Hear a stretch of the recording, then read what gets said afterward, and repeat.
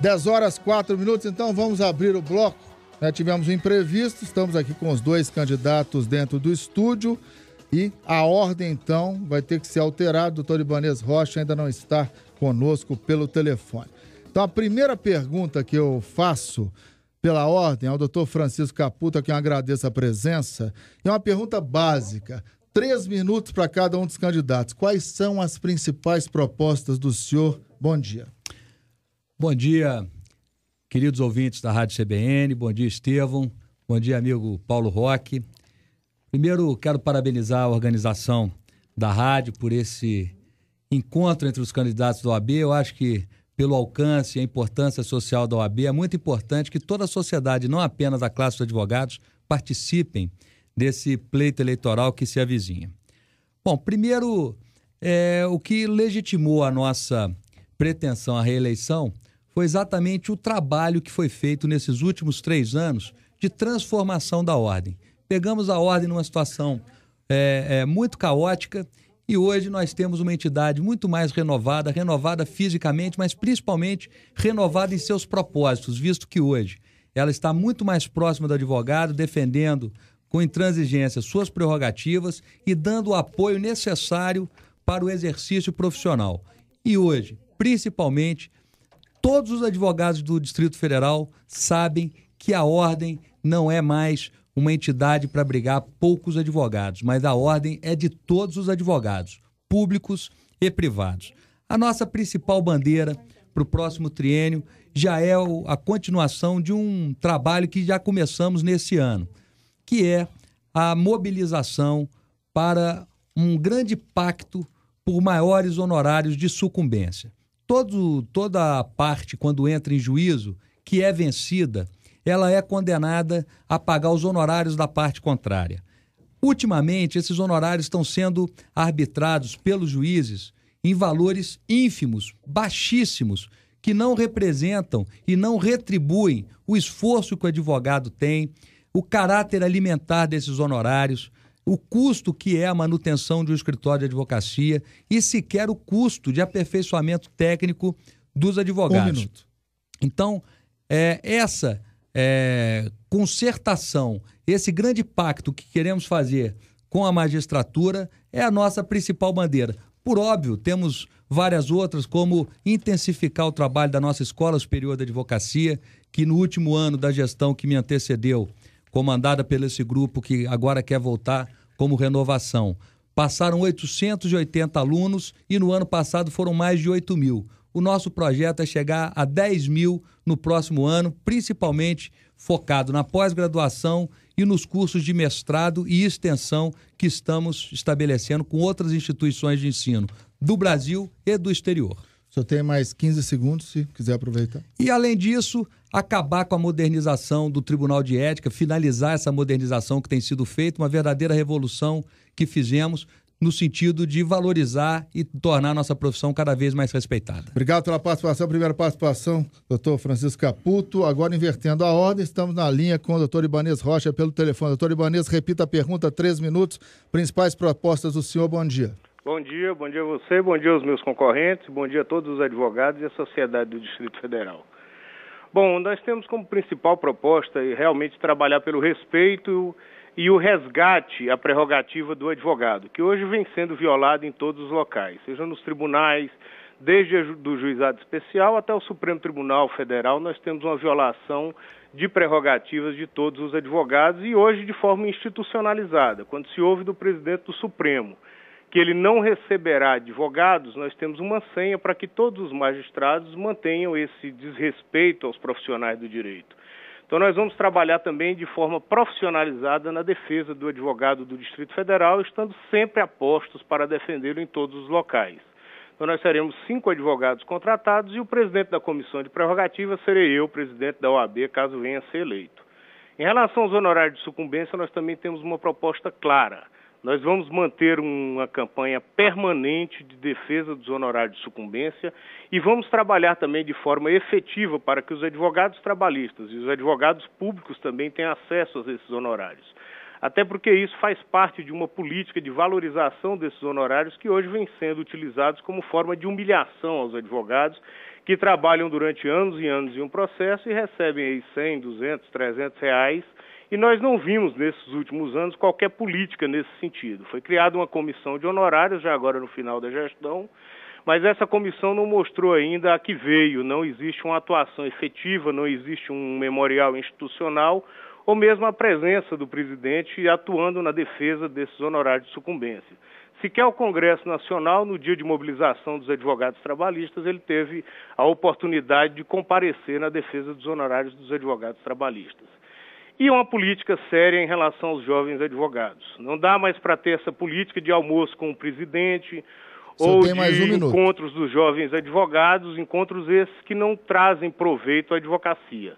Então nós vamos adotar uma política em relação aos advogados jovens, desde as faculdades, para que formem os advogados, e vamos criar dentro da OAB a nossa incubadora de escritórios, dando condições para que todos os jovens advogados aprendam a montar o seu escritório, tendo advogados sêniores, contadores e pessoas que possam orientá-lo nessa profissão, que é, sim, uma excelente profissão e que merece o respeito de toda a sociedade.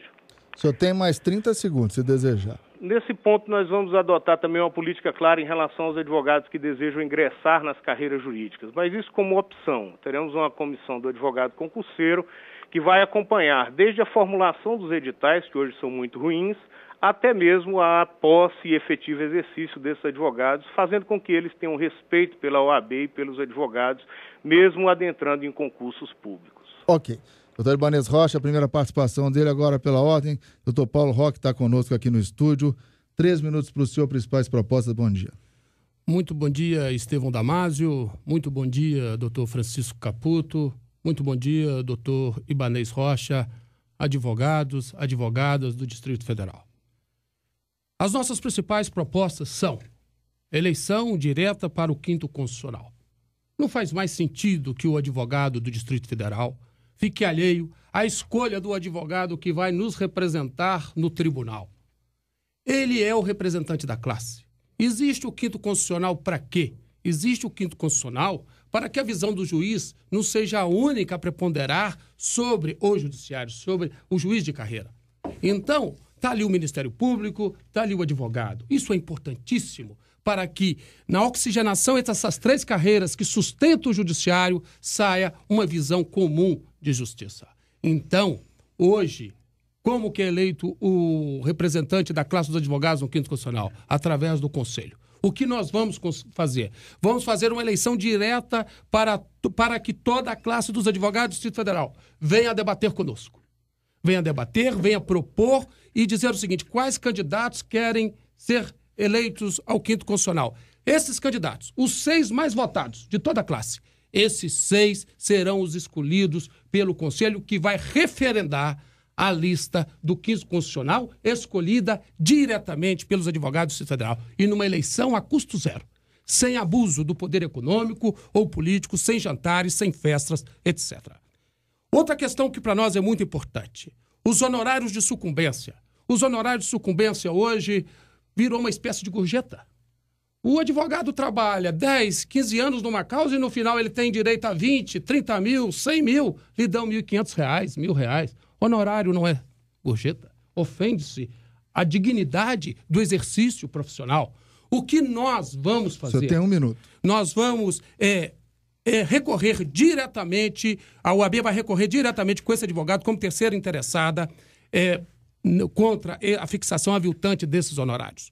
Outra questão importante: vamos eleger o presidente da Comissão de Prerrogativas e fazer funcionar núcleos de defesa das prerrogativas, onde a violação dos direitos dos advogados mais ocorrem, nos tribunais e principais delegacias. Outra questão importantíssima: independência política.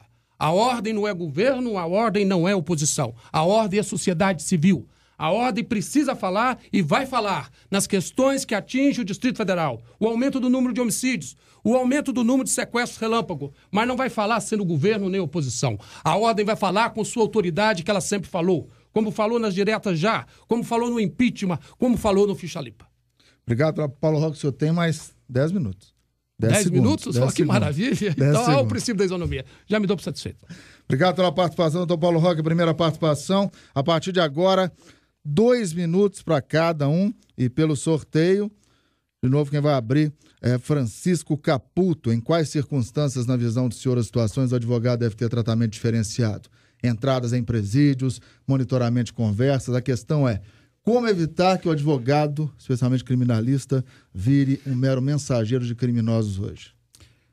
Ô, Estevão, antes de entrar nessa resposta, eu quero só esclarecer o público ouvinte que parece que o candidato da oposição, que foi vice-presidente da seccional na gestão que nos antecedeu e presidente da Comissão de Prerrogativas, não está muito atento ao que tem acontecido na Ordem dos Advogados do Brasil, porque tudo que ele fala como proposta, nós já fizemos. A profissionalização da defesa das prerrogativas já é uma realidade. Aliás, fizemos isso, inclusive, com o primeiro concurso público feito na Ordem dos Advogados. E tivemos várias conquistas, seja através do diálogo, seja através de ações judiciais que intentamos em defesa dos advogados. Com relação ao jovem advogado, nunca foi feito tanta coisa como na nossa gestão.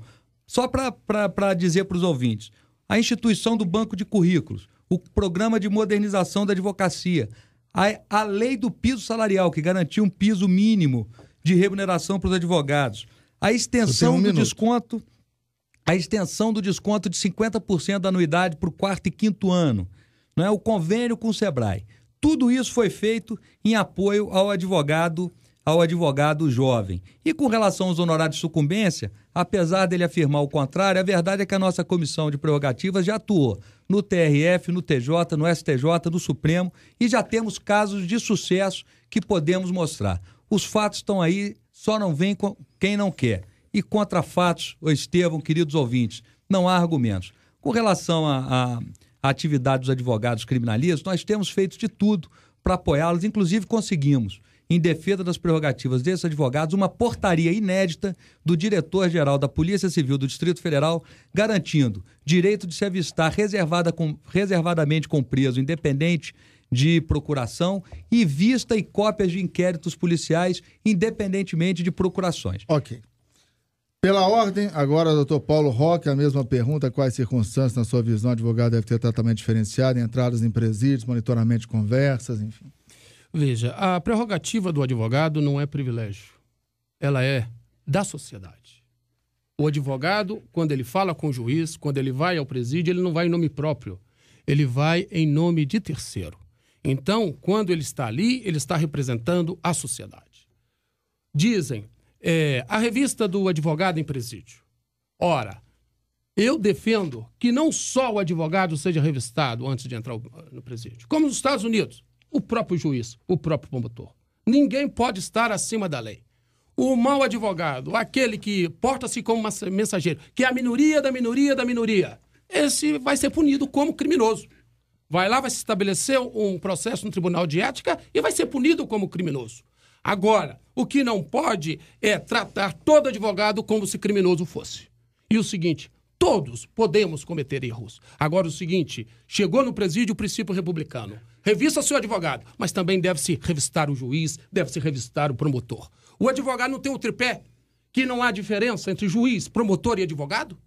Então, veja, nós não somos essenciais ao funcionamento da justiça. 54 segundos. Não somos essenciais ao funcionamento da justiça? Então, nada mais justo que todos, como nos Estados Unidos, na Califórnia. Fui lá no presídio, estava lá, o juiz, para passar lá no presídio, ele precisa ser revistado.